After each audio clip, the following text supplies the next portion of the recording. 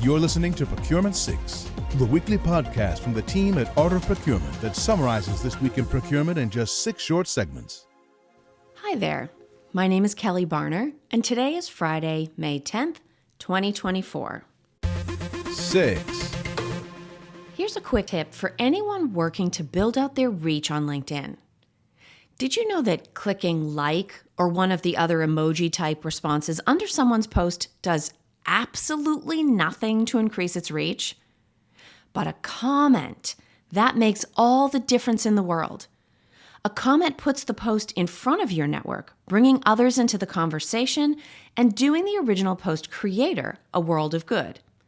So the next time you're involved in a conversation on LinkedIn, it doesn't have to be long, but take a few seconds to put in a comment, maybe a hashtag or two, and even tag in other people from your network that should also join the conversation. 5. Despite setting public sustainability targets and goals, many organizations are failing to truly prioritize ESG outcomes when it comes to sourcing decisions and supplier relationships. In this week's episode of the Art of Procurement podcast, Philip Eidson spoke with Alex Jennings, former CPO at DS Smith and an independent consultant at APSL Consulting Limited. Alex has had decades of experience in senior leadership roles in procurement, and he says it's time for practitioners and leaders alike to start challenging the business to back up their visions around sustainability with real, concrete actions. Let's listen. Many companies have set their targets and they've thrown them over the wall to us and said, get on with it. But they haven't removed the internal tension that exists between the cost of their service or product that they buy and the sustainable solution. And basically they want no change to any of the supply conditions, but they want price, service, product. But they need the results to come down. And what we need is a voice that is challenging that narrative. We need people that are educated to challenge the narrative. And we need talent to start challenging upwards to say, I don't want to work for you. So if we look at everybody's sustainability report, we haven't got a problem. Okay, you add them all up, a beautiful, glossy, lovely pictures. We don't have a problem. The issue is that some of them are just that. They are a glossy, sustainable with no substance behind it, because many of the targets are a long way off and they keep being kicked down the road with cost and price pressures taking preference over what actually needs to happen. And what we want to see, I think, is talent understanding this and start challenging the companies and say, look, I've read your sustainability report. I've also looked at the actions we're taking and the decisions we're taking. And they say, I see you.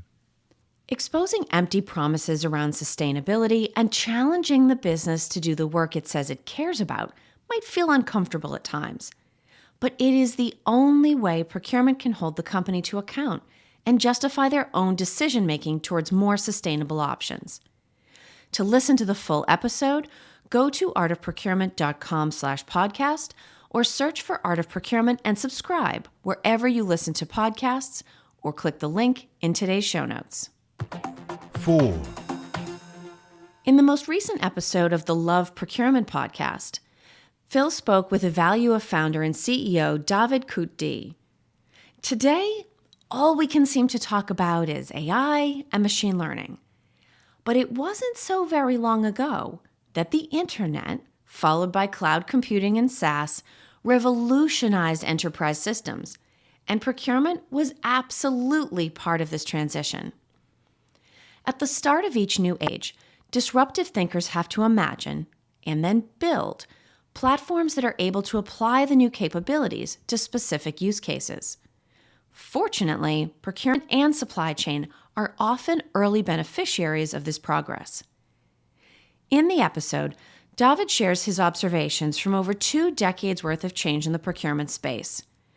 the vision for procurement impact that drove technology development in the early 2000s, how customer and user demand have shaped the journey over the last 2 decades, and the innovation and experimentation happening today that are shaping the future of the procurement tech landscape.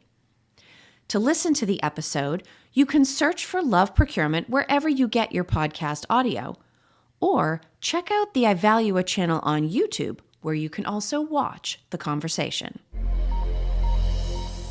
This is Procurement 6 from Art of Procurement. To get notified every time an episode is published, go to artofprocurement.com/subscribe. 3. In this week's episode of Art of Supply, I dug into one of the under-recognized threats associated with AI. It isn't data security, and it's not the robots coming to take our jobs. It is energy consumption. Put bluntly, AI is an energy hog.